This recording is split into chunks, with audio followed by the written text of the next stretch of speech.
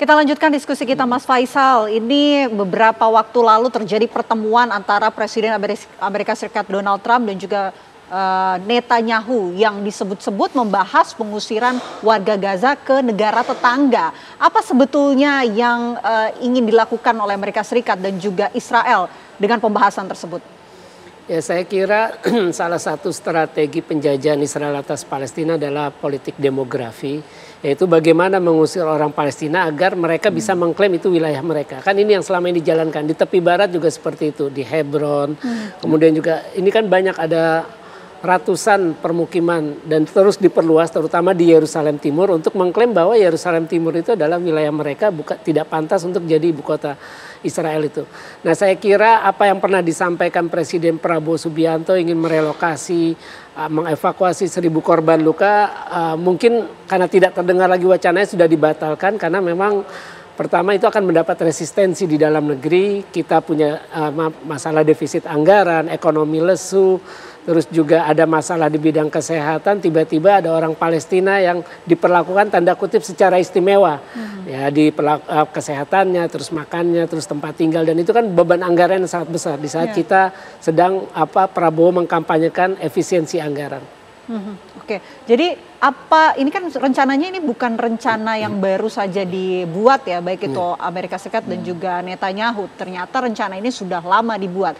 Apa konsekuensinya jika nanti ini terwujud, Mas Sofwan? Karena ada kekhawatiran bahwa Israel dan juga Amerika Serikat akan bersekongkol untuk mengusir warga Gaza Palestina dari tanah Palestina. Kalau kita menggunakan kacamata hukum internasional, para ahli hukum internasional, bahkan termasuk yang dari Israel sendiri, seperti Ras Segal dan yang lain-lain, mereka mengatakan ini clear textbook ethnic cleansing, textbook genosida. Jadi genosida dan kemudian ethnic cleansing itu salah satu caranya adalah menciptakan kondisi yang tidak mungkin menopang kehidupan supaya orang-orang yang tadinya hidup di situ itu terpaksa pindah. Tadi Netanyahu dilaporkan bilang ada freedom for choose, yang mau tinggal silahkan tinggal, yang nggak tinggal, yang mau pergi silahkan, jangan dilarang. Tapi mana mungkin ada freedom to choose ketika misalnya mereka berada di bawah todongan senjata dan tempat tinggal mereka dibom terus gitu kan. Jadi kan rencananya Israel yang sekarang kita dapatkan kan penduduk Gaza itu mau dikonsentrasikan di wilayah yang sangat kecil di Rafah, yang dari situ kemudian dia akan jadi tempat transit untuk dipindah ke negara-negara lain. Jadi di luar wilayah itu akan dianggap sebagai wilayah konflik karena Hamas itu masih melawan dan masih bertahan dengan sangat kuat sekarang. Jadi dia mau memaksa semua sipil itu dikumpulin di wilayah yang sangat kecil. Di luar wilayah itu, kalau ada warga nggak pergi ke wilayah itu, dia dianggap sebagai Hamas. Jadi mau anak-anak, perempuan, ya dia akan dicatat sebagai teroris, sehingga dibunuh gitu loh. Jadi penduduk sipil itu dipaksa dikumpulkan di satu tempat yang sempit, kemudian mereka akan dipaksa memilih kamu mau pergi atau enggak gitu. Kalau mereka mau pergi nanti akan disebut bahwa ini voluntary migration gitu. Padahal nggak mungkin voluntary kan kalau situasinya begitu. Jadi ini textbook ethnic cleansing, clear. Nah, masalahnya adalah apakah rencana ini akan berjalan lancar atau tidak gitu kan kita melihat bahwa resistensi dari negara-negara tetangganya juga sangat besar ya. Resistensi dari Liga Arab misalnya.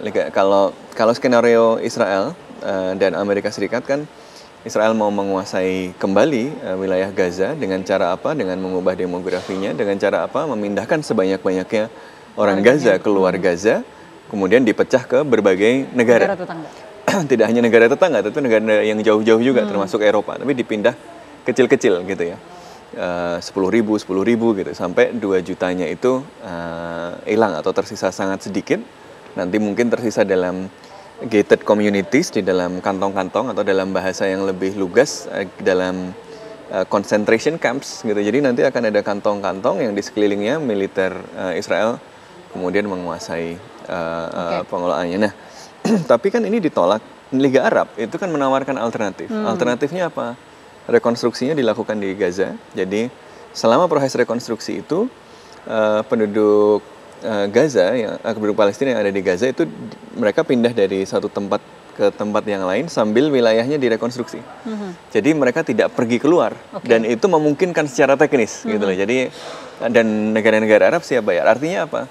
Artinya ada alternatif skenario lain yang ditawarkan. Jadi ini masih kuat-kuatan gitu ya. Alternatif lain ya. Saya mau tanya ke Mas Faisal, alternatif lain yang ditawarkan oleh Liga Arab itu realistis nggak sih untuk dilakukan?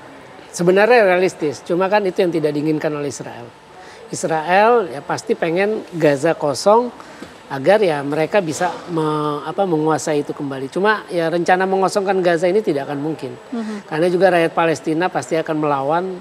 Sejauh ini sekitar kalau berdasarkan hasil survei dari Palestinian Center for Research, Policy Research and Survey and Research, itu 54% masih setuju Hamas yang menguasai Gaza, memerintah Gaza. Kemudian juga mayoritas di atas 50% itu masih setuju bahwa perlawanan bersenjata itu tetap dilakukan. Karena itu cuma satu-satunya cara dalam melawan Israel. Rencana pengusiran warga Gaza ke negara-negara tetangga atau bahkan kalau kata Mas Sofan negara-negara lain juga. Ini ada kaitannya juga dengan alotnya diskusi ataupun perundingan mengenai gencatan senjata antara Israel dan juga Hamas? Tentu saja. Jadi kalau tadi skenario idealnya Israel adalah Gaza retaken, ya, kesalahan tahun 2005 mundur dari Ariel Sharon itu dalam kepalanya Netanyahu kan kesalahan politik yang besar itu bisa digagalkan, dibatalkan sehingga Israel mengambil kembali wilayah Gaza. Kan dulu Gaza banyak settlement juga, banyak pemukiman Yahudi di situ yang ilegal ya. Makanya sekarang koridor-koridornya itu kan dinamai dengan nama bekas pemukimannya. Netzarim itu nama pemukiman ilegal Yahudi di Gaza sebelum penarikan mundur tahun 2005. Jadi skenario ideal itu yang Israel seperti itu. Tapi ada endgame alternatif soal setelah perang ini akan jadi seperti apa. Endgame-nya Israel adalah Israel menguasai kembali Gaza setidaknya secara militer. Tapi kemudian ada alternatif endgame lain tentu saja. Hamas terbuka misalnya dengan option bahwa Hamas nggak pegang lagi kalau memang itu dianggap sebagai red line. Tetapi yang pegang adalah sebuah pemerintahan teknokratik yang terdiri dan mewakili berbagai faksi di dalam kelompok perlawanan Palestina. Jadi bukan Hamas, tetapi orang Palestina sendiri yang menentukan, gitu ya, bukan orang luar. Nah ini yang Hamas terbuka dengan opsi ini. Tentu yang ideal buat Hamas masih pegang, gitu ya. Tapi kalau itu sulit deal, Hamas pun terbuka dengan tapi masih Palestina yang menentukan. Opsi lain adalah dipegang oleh otoritas Palestina. Tapi opsi dipegang Hamas, dipegang kelompok teknokratik Palestina, atau dipegang otoritas Palestina ini ditolak mentah-mentah oleh Israel. Karena mereka nggak percaya sama Palestina dan mereka nggak ingin Palestina punya kemampuan untuk kemudian mengelola pemerintahan yang efektif, gitu ya. Tapi ada alternatif lain, misalnya yang muncul dari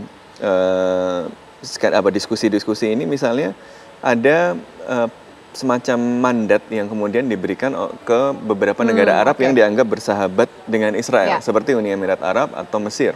Atau ada skenario lain, misalnya ada seorang tokoh Palestina yang dianggap cukup bersahabat dan bisa diterima oleh Israel seperti Dahlan, gitu ya.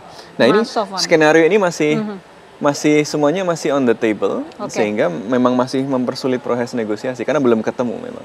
Ada skenario, ada opsi-opsi, termasuk juga dengan opsi alternatif tersebut. Apakah mungkin kemudian baik itu kedua belah pihak akan mengambil opsi ataupun skenario yang tadi sudah dijabarkan oleh Mas Sofwan, Mas Faisal? Saya kira Gaza setelah perang ini akan kembali ke status quo. Hamas tetap berkuasa di sana. Israel tidak akan bisa menguasai. Karena kita lihat hampir 2 tahun ini kan Hamas masih bisa melakukan perlawanan. Itu kan yang diserang itu kan warga sipil, infrastruktur sipil.